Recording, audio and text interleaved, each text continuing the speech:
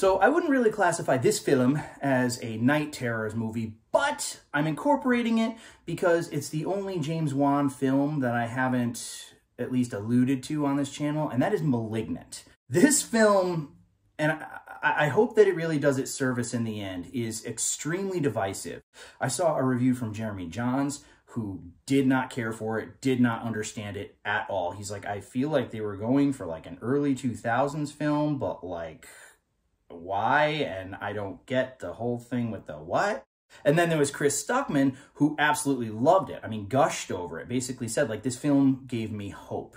Where do I fall? I thought it was fantastic. The thing is, James Wan is a very brilliant director, and everything that he does is deliberate. Everything, okay? Even Aquaman, its cheesiness. Not to keep referring to Chris Stuckman, but I'm a huge fan, but he said that Aquaman is essentially a Saturday morning cartoon, and I couldn't agree more. And again, I feel that was very, very deliberate. And James Wan himself even said, do not expect The Conjuring 4. That's not what this is. This is something completely different. And having watched an interview with him, he even said, like, yeah, I don't want to just do the same old thing all the time because it's like people are going to get sick of it. I brought this up in a video in season 3, but much like Wes Craven, James Wan has pretty much defined 2 different decades. He directed the original Saw, and then he directed The Conjuring, and now I guess here we are, and it's camp. Apparently there's a lot of love for this movie in the gay community because they love camp, because drag queens and shit.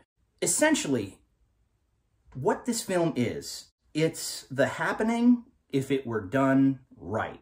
And I don't mean that like in terms of the story, all right? I mean that in terms of the deliberate shittiness. There is some heinously soap opera-y, over-the-top acting, and even some of the dialogue is really cheesy, but it's deliberate. And these people that were in this film are fantastic actors because of how shitty they acted, how authentically shitty they acted, authentically yet deliberately. There's a very like particular beat that you have to hit in order to get that just right.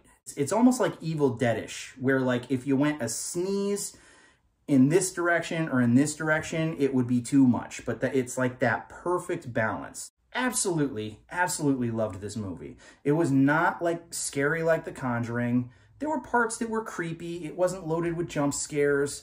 The monster in it is inventive, but again, very cheesy, very like basket case, like 1980s schlock.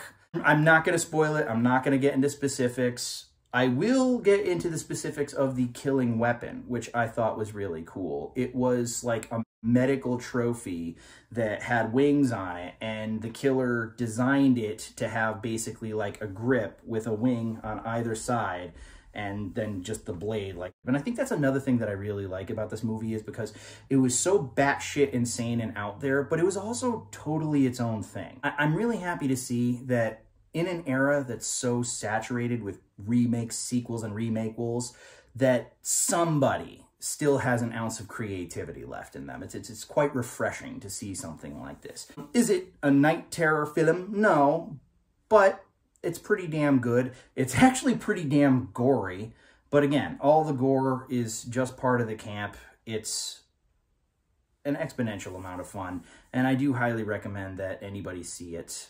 And that's all she wrote. Or is it?